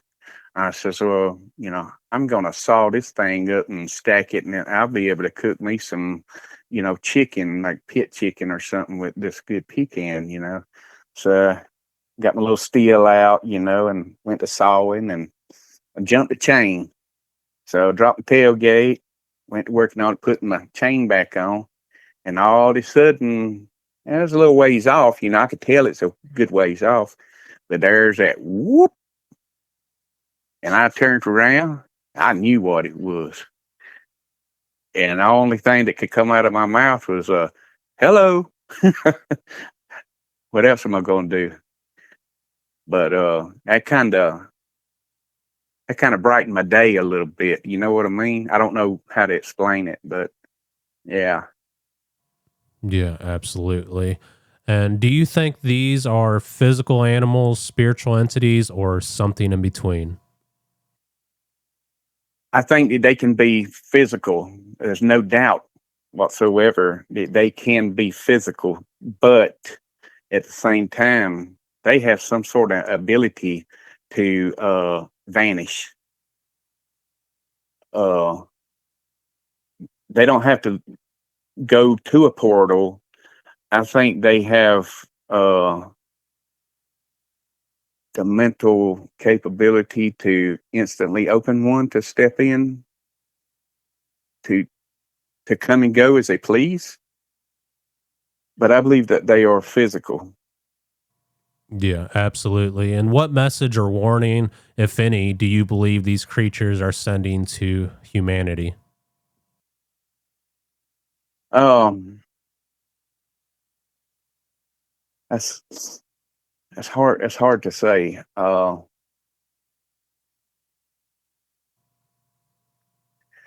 Maybe let's see.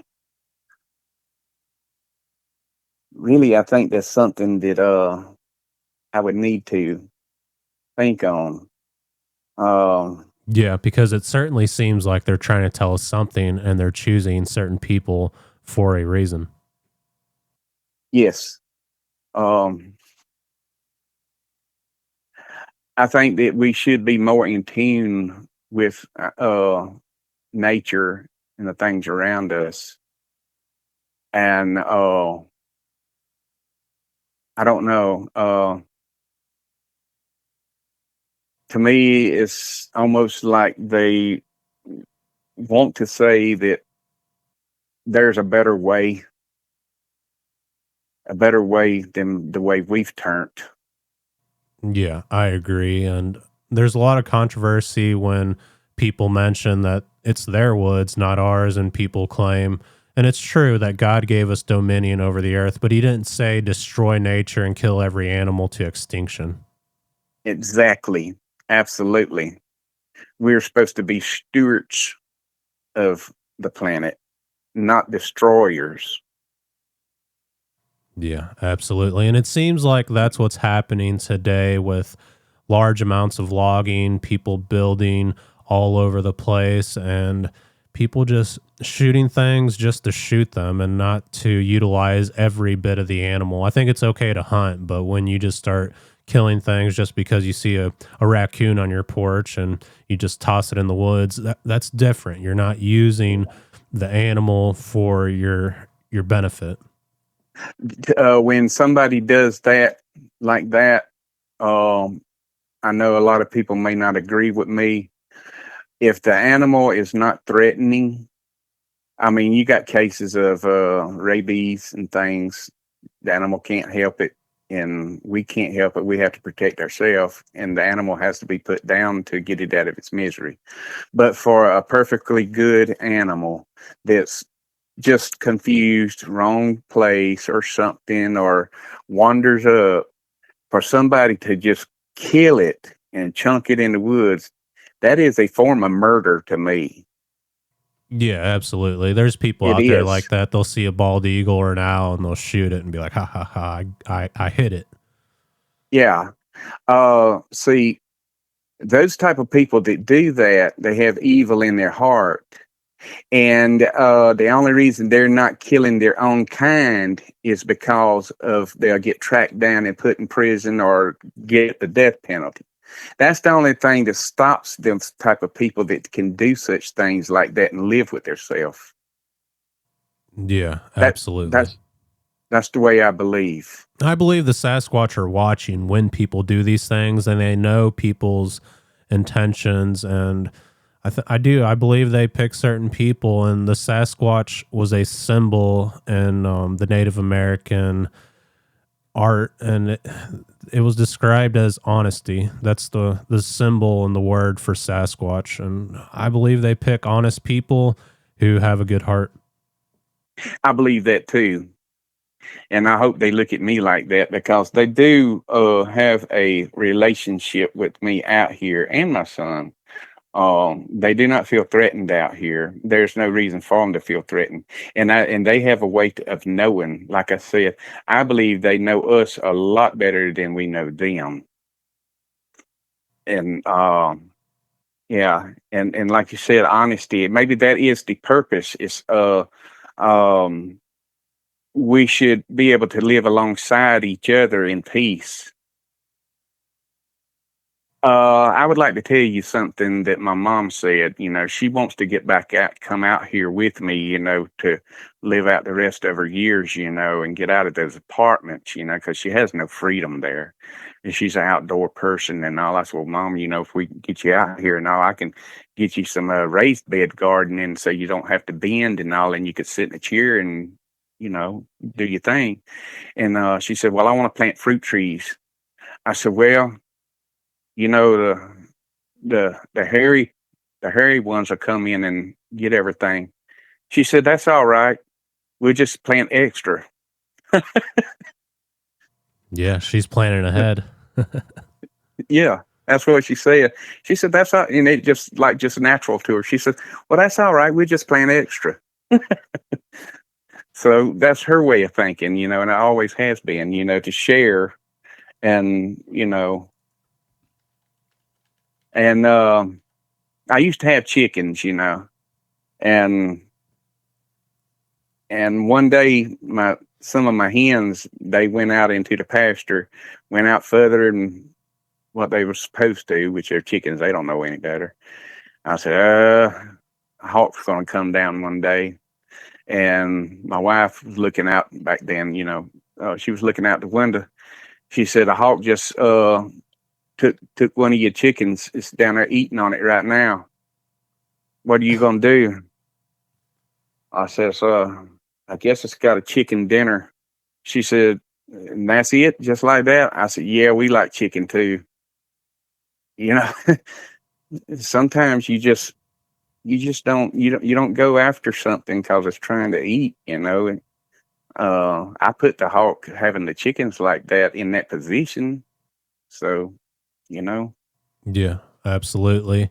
I had a strange experience in South Carolina one day. I went to the Stump House Tunnel in the Sumter National Forest in Walhalla, and you have to pay to get in there. And the spot where you pay is just kind of out in the middle of the woods. And I got out of the vehicle because I had to figure out how to pay, and I could hear branches breaking in the woods. Just something kept breaking branches, and I don't know what it was, but it made me think Bigfoot. And there's been a lot of reports in Walhalla and the Sumter National Forest, and it was just a really cool place to visit. And I'm extremely grateful that I got to see it. I would definitely urge you to check it out someday. It's a neat area if you want to take your family.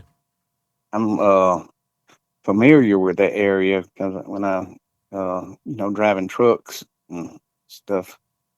Yeah, it's a huge forested area, and there's been a lot of reports there, and I can see why. But a lot of South Carolina has had reports, and there's a lot of tree structures there. Same with North Carolina and Georgia, and that whole place is just active. I'm not going to say that anyone who lives there is going to see Bigfoot, but there's a lot of Bigfoot activity there. A lot of reports come out of the area.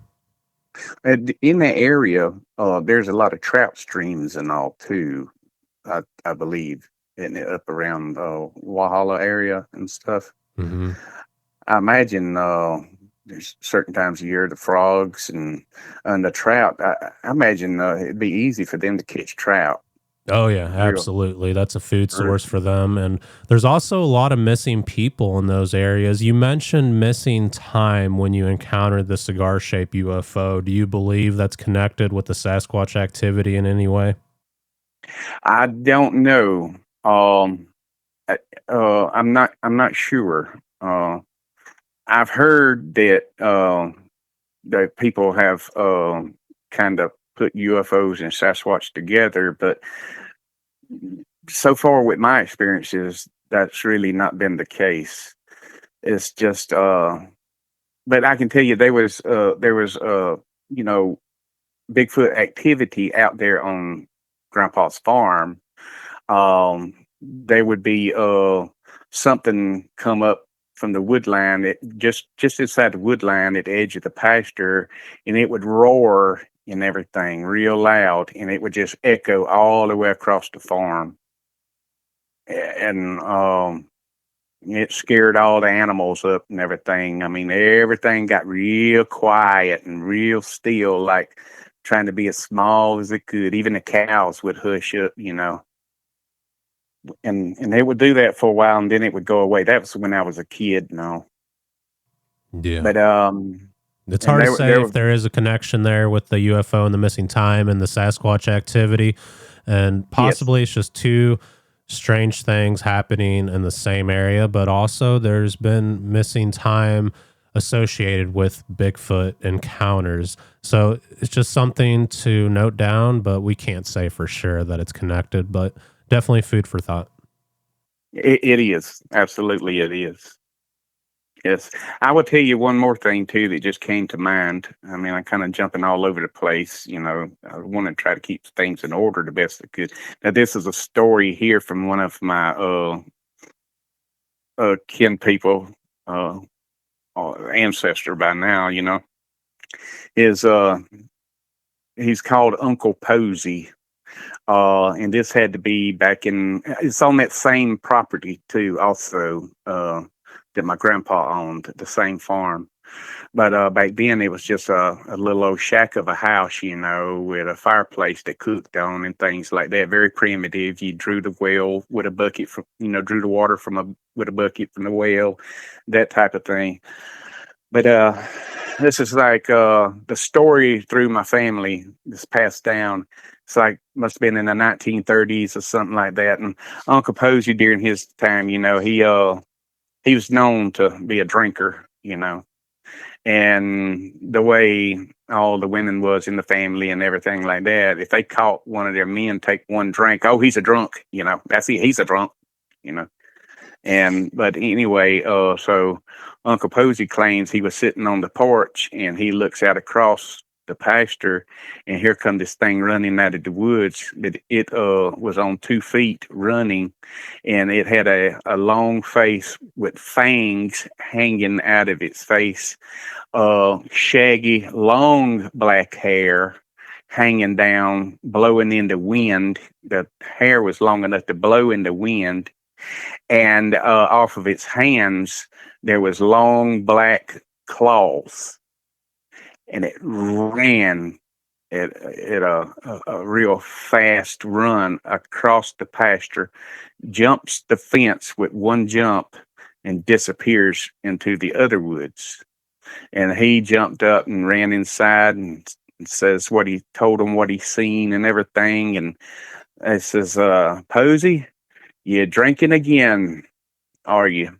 And things like that, They didn't believe him, but he carried it to his death, what he seen for the truth, and told it for the truth all the way till he died. Now, to me, that don't sound like Bigfoot. That sounds like a dog man. Yeah, it certainly does. And a lot of dogman reports are around Bigfoot sighting areas. So it makes you wonder if there's a connection there. Yes, I believe it is. And I had a lot of trouble with coyotes coming around here, getting too close, They was trying to draw my dogs off, I think, to eat them, or something. But I would take, just to shut the coyotes up sometimes, I would take and cut the pellets and drop them out of a shotgun shell just to make a blank so I could, because they wouldn't shut up, they wake me up at night. And I would step outside with my shotgun with the blank and I would shoot it. And that seemed to run them off, for a day or two. And it worked. But one night they woke me up and I was going for my blank shotgun shell and my shotgun. And it's just as soon as I opened the door, the coyotes were showing up. And then there was this thunderous roaring that turned into a howl, like it was right in the middle of them. All the coyotes shut up, and that was it. And I just wondered if the dog man actually has some kind of control over the coyotes in some kind of way. Possibly the coyotes were like trying to lure the dogs out. I've heard people say that the coyotes kind of run with the Sasquatch, or they work together, and that could be the case. I've noticed that with predators, like you get one predator on a kill and then it attracts more. And I don't know, maybe they do work together to find food. Yeah, they animals do work together. And as far as prey animals, my experience hunting deer, which I'm not very good at. I think a lot of it's the patience and things. But I've noticed that if you have turkeys that come by, it's a good sign, because if you just wait, there's going to be deer that come behind the turkeys after a little while. Yeah, I've noticed that too. And it just seems like the turkey use the deer as far as like the deer having a really good smell and hearing, and the deer use the turkey because they have really good eyesight. Exactly. Yeah. So I think they work together. Yeah, absolutely. Okay. Travis, do you have any more that you would like to share? Anything else you can think of? Any questions for me before we end the podcast? I can't, there's nothing really coming to mind right now. I'm sure that I have a lot more, but I would have to pull it out of my memory files from way back. Yeah. But I've had a lot. I've had a lot happen. Maybe we can get back together one day soon or something. I've had a lot of experience. I believe that I've been attacked by demons and such as that, years back. Okay. There- Well, so in the future, just tell me when you're ready and we can do a part 2 and you'll just have to let me know. okay. What I'm going to do this time to prepare myself, I'm going to take a notepad, and I'm going to try to, as I remember things that's happened, I'm going to, write it down and everything. So I'll have things kind of in order, and I won't be missing anything. Yeah. Well, you did an excellent job today at describing these experiences. And I believe you mentioned the most important, significant things that took place on the property around the Sumter National Forest. Yes, if you would, just when you get time or something, if you would pull up Bigfoot sightings in Lawrence County, and I think you're going to be shocked on what's been posted and everything, um, and where the dots are. And a lot of it is around the Enoree River area, and I'm not far from the Enoree River. If you go down, turn on Filson Road, and you run down Filson Road toward Barrel Stave, there's a road called Ridge Road. It turns into gravel. As soon as it turns into gravel, you turn left onto the gravel, go way off into the woods, and it deads into a circle, cul-de-sac. And if you park there and go straight down the hill, there's the Enoree River. We used to go down there and catch those little, I call them green spotted channel cats, just just perfect eating size. But we've had some experience down on that river too, strange things and sounds and stuff. But yeah, so there's a lot of activity around the Enoree River, around this area here, and all. I got another one for you if you have time. Yeah, absolutely. Okay, about a mile and a half down the highway here on 72. This is toward Whitmire. Uh, we used to know some people down there. It's a family that lived down there, and we was friends with one of the girls. Um, my brother actually dated her, but we got to talking. We was up here in the yard, and they was here, and uh, we got to talking about different things like that and all. And somehow or another, Bigfoot come up or something. This is years back too. I mean, and but she said, and when she started talking about it and all, she started getting very emotional. By the time she finished telling her story, tears was running down her face.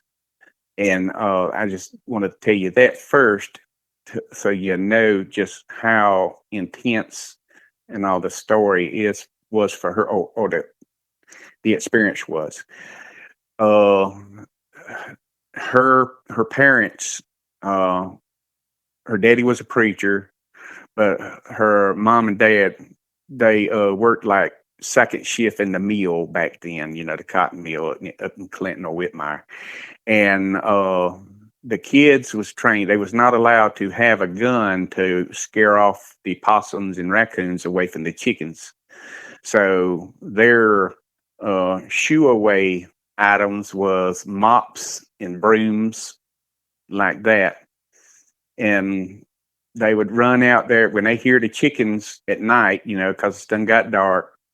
They go running out with a flashlight, hollering and hooping, and they usually would catch a coon or a possum, and the coons would run off, but the possum, he would kind of draw up and like, leave me alone, and they'd take and shake the mop on him and harass him till he run away.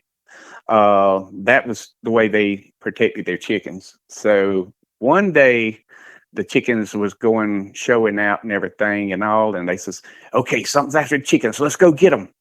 They grab their mops and their brooms and they run out the door and run with the flashlight, and they run up to the chicken pen, they throw the light up, and there's like 3 Bigfoots standing behind the pen, and they done tore into the back of it where the chickens roosted on their sticks, and they was reaching in, taking the chickens off of the roost, and all of them had like 2 chickens apiece in their hands, and they come face to face with them, and they're standing there looking at each other. Now the Bigfoots has their chickens, and the Bigfoots, they was not afraid of these kids, and they just look at each other.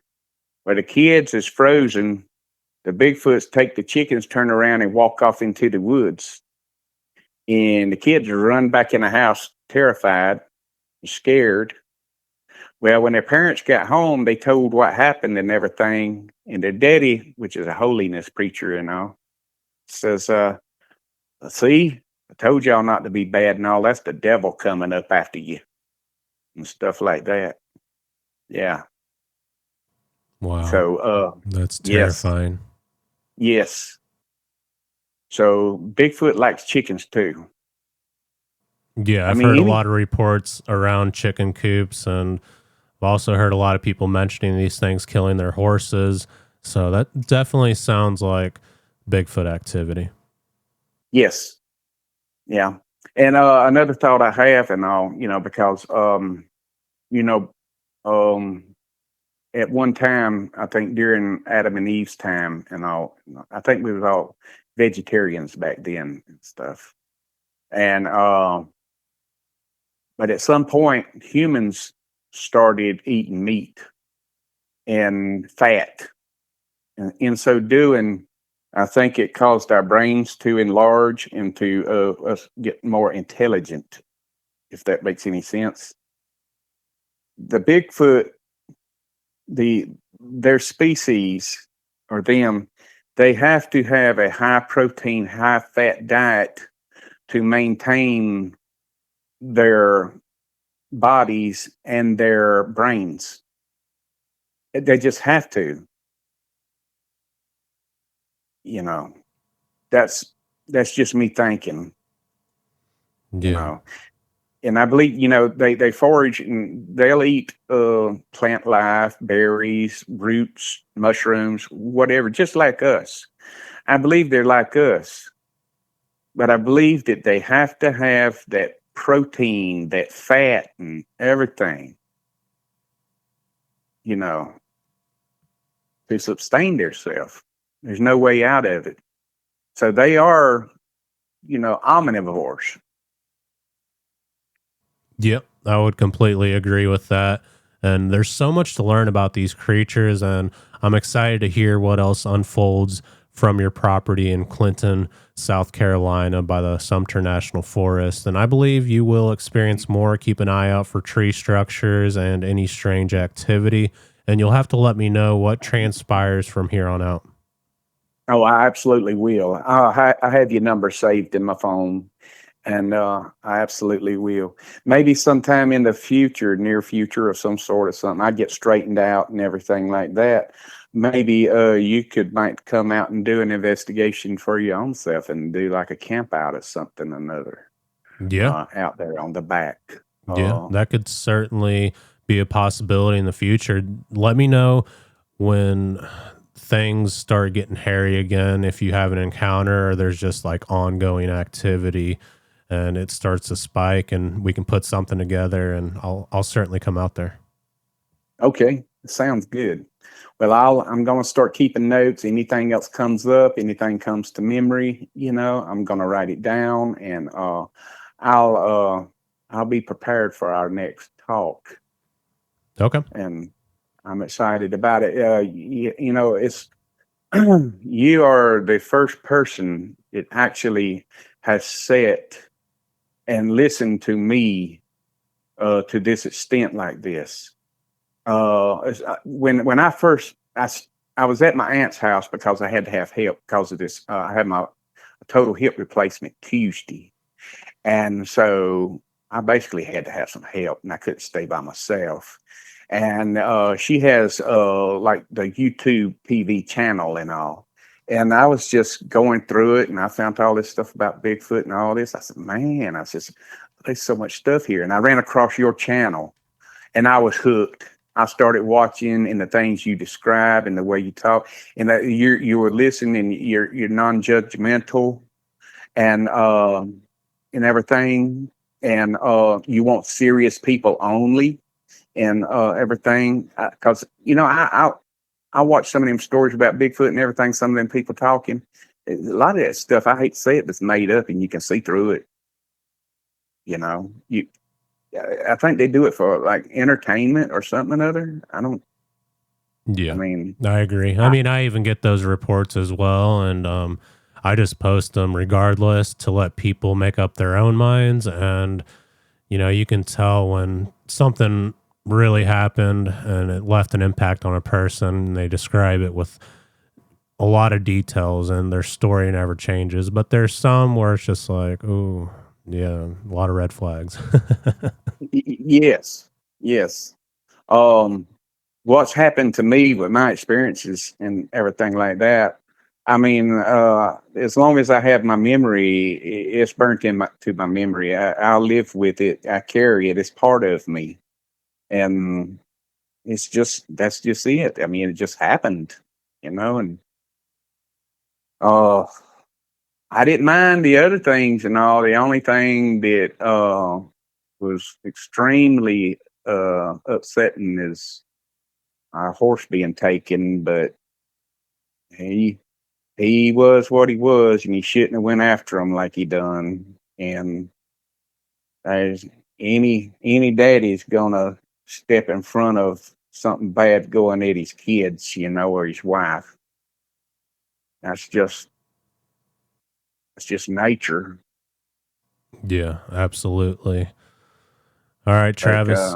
Well, I appreciate your time today. You did an excellent job, and I found your encounter, your report to be very interesting and intriguing. And I believe you 100%. I believe all this happened to you. And yeah, I'm glad that you chose me to share this story with. And yeah, it means a lot to me. well, it means a lot to me that you listen to me and everything. And like I said, I found you, and I'm like, I was just amazed.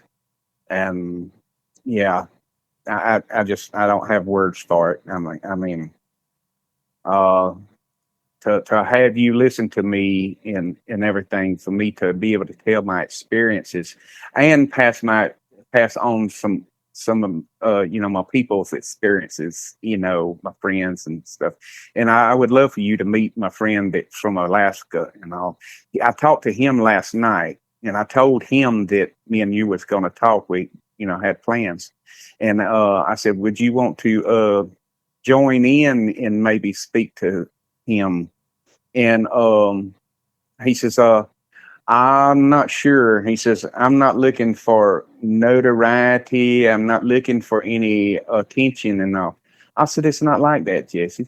I said, I said, it's not like that. I said, it's this, I said, he says, I don't know. He's kind of depressed over a lot of things and all. But I said, I'll tell you what. I said, I'm going to look at it as a sort of a therapy to be able to tell my experiences, to get it out. It's like a therapy. And you could look at it as the same, to be able to have somebody that you can talk to and go to is very understanding with an open mind, you know. And he said, well, I didn't look at it like that. He says, let me think on it. I think that he's going to want to talk to you, though. Okay. Yeah, that'd be excellent. And pass on my information to him if he decides to do so. Yeah. And some of his research he's done, and he has audio recordings that will blow your mind too, that they actually captured. So he might be able to share those audio recordings with you also. Yeah, that Make would it be happen. amazing, and certainly send him my way. Okay, I'll do that. I'll talk to him. And but all right. Well, I'm gonna get off this phone and let you go. I know you're probably busy. Well, I And appreciate so your time, and it really means a lot to me that you took time out of your weekend to sit down with me and share these experiences. It certainly helps out the channel. It helps out others in the area who have experienced the same things. And yeah, it's amazing. And I appreciate you so much. And I'm so grateful. Yes, sir. I am grateful to be able to talk to you and to find you. Absolutely. And maybe some of the people around here, if they hear my experiences, some of them may recognize who I am, maybe not, but just from the area itself, there's people around here that have not come forward and don't know how to. That there's a lot more people that's experienced that hadn't come forward than it is the ones that come forward.